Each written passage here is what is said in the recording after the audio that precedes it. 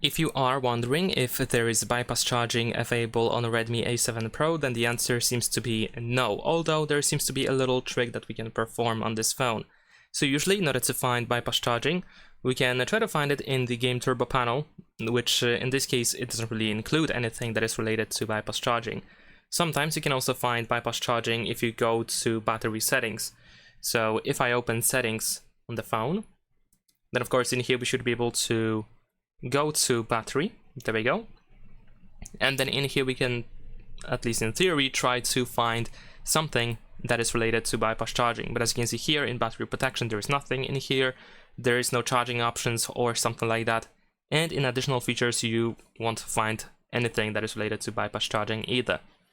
So apparently what you can do is you can use the battery protection option. So you should be able to charge the battery all the way to 80%, and then you can connect your phone to external charger or external battery.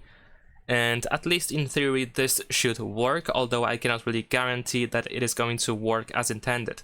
So I think it's safe to assume that there is no bypass charging option, the true bypass charging option, but this might be a slight workaround.